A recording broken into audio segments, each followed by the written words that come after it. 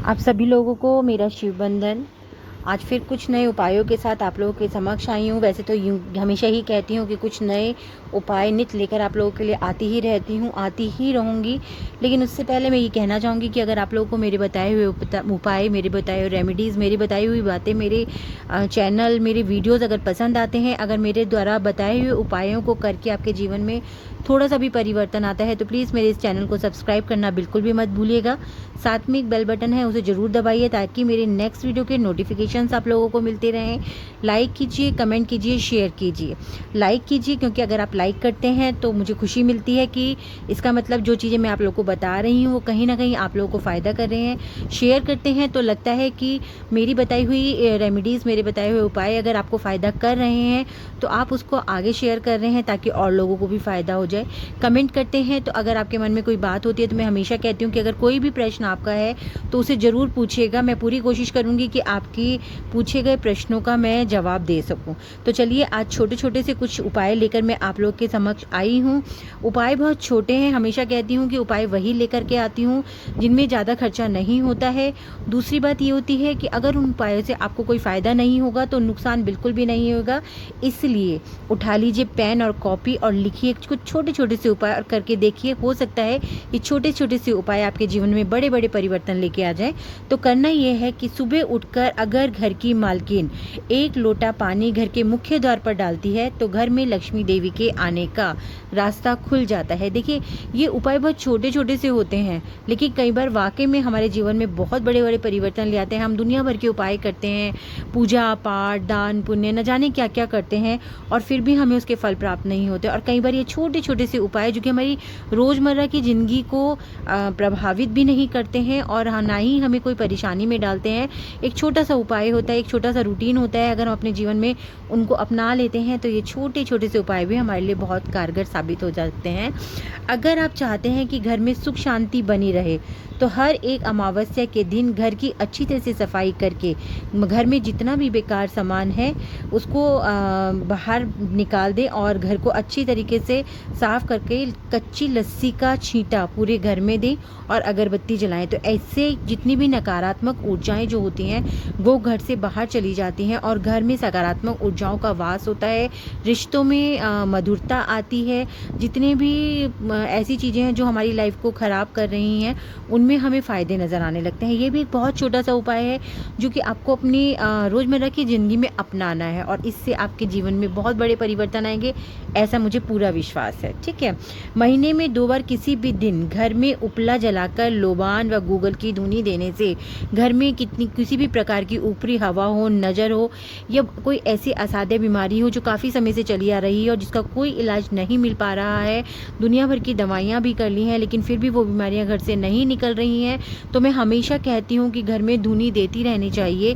गाय के उपले पर गोबर, उपले पर लोबान, गूगल, कपूर, लौंग, राई, इन सब चीज़ों को डाल करके अगर आप घर में धुनी देते हैं तो नकारात्मक ऊर्जाएं जो होती हैं घर से पूरी तरीके से समाप्त हो जाती हैं।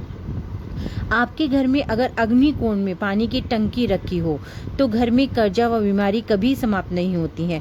इससे बचने के लिए इस कोने में एक लाल रंग का बल्ब लगा दें जो हर वक्त जलता रहे। जी हाँ, कई बार क्या होता है कि हम जब अपना घर बनाते हैं तो हमें इसकी जानकारी नहीं होती और हम ऐसे छोटी छोटी गलतियाँ कर देते हैं जो हमारे जीवन में बहुत ही ज़्यादा नुकसानदायक साबित होती हैं। और कई बार कुछ चीज़ें ऐसी होती हैं कि हम चाहकर भी उनको नहीं बदल सकते। तो ऐसे में हमें करना यही है कि अगर आपके अग्निकोण में पानी की टंकी है तो आपको वहाँ पर एक लाल रंग का बल्ब जला देना है जो कि आपको सुबह से लेकर रात तक यानी कि लगातार जलता रहे। तो उसके लाल रंग के जो बल्ब वहाँ जलेगा उसके प्रभाव से वहाँ की जो नकारात्मक ऊर्जा है वो समाप्त हो जाएगी।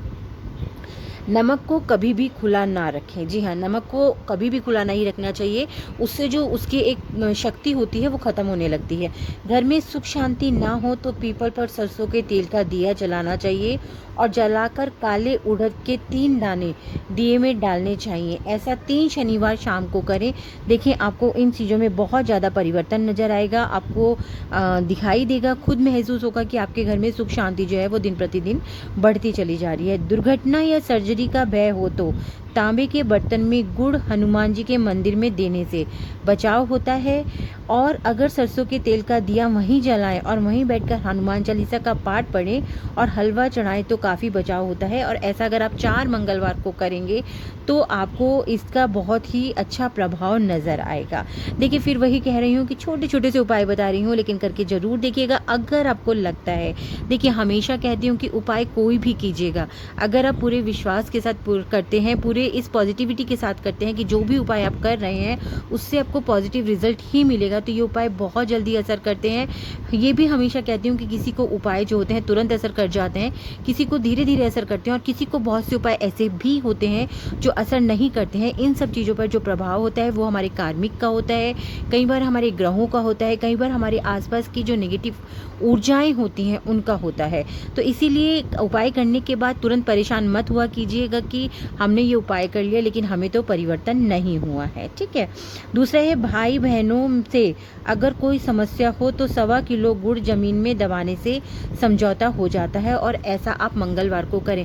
कई बार होता है रिश्तों में मनमुटाव हो जाते हैं, बिना वजह कारण भी नहीं पता होते हैं, तो अगर ऐसा आप लोगों में से किसी के भी साथ हो रहा है तो आप ये उपाय ज़रूर करके देखिएगा। 1.25 किलो गुड़ को ज़मीन में दबाइए और वो आपको करना है मंगलवार को। देखिए, क्या है, रिश्ते बहुत अनमोल होते हैं, बड़ी मुश्किल से मिलते हैं, कोशिश कीजिए कि इन रिश्तों को यूं ही बिखरने मत दीजिएगा। साथ में अगर बच्चों की पढ़ाई के लिए 1.25 मीटर पीले कपड़े में 2 किलो चने की दाल बांधकर लक्ष्मी नारायण जी के मंदिर में चढ़ाएं तो ऐसा 5 वीरवार को करेंगे। तो ऐसा करने से अगर आपके बच्चे का पढ़ाई में मन नहीं लगता है, बच्चे पढ़ाई से दूर भागते हैं, जब भी पढ़ने के लिए कहो मुझसे जी चुराते हैं, तो आप ये उपाय करके ज़रूर देखिएगा, क्योंकि ये एक बहुत ही कारगर उपाय है। कई लोगों ने किया है और उसका पॉजिटिव रिजल्ट उन लोगों को मिला है।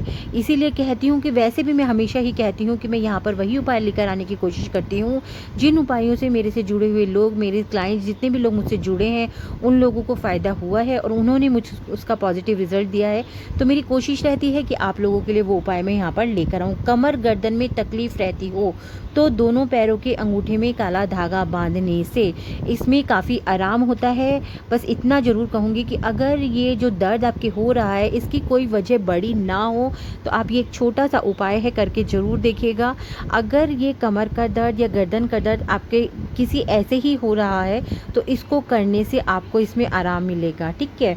साथ ही के साथ है, अगर घर में पैसा रखने वाली अलमारी का मुंह उत्तर की तरफ रखेंगे तो ऐसा करने से लक्ष्मी जी जो होती है वो उनका वास आपके घर में होता है।